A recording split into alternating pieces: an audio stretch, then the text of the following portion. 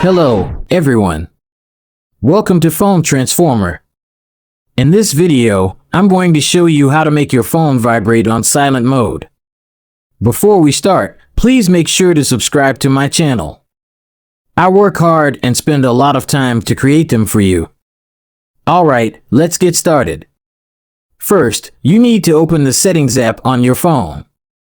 You can find it by swiping up from the bottom of your screen or by tapping on the gear icon on your home screen or app drawer.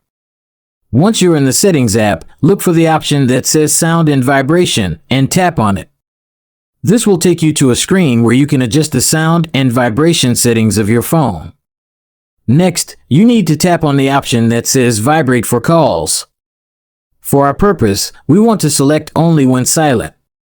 This means that your phone will vibrate only when you have turned on the silent mode, and it will not vibrate when you have the normal or loud mode on.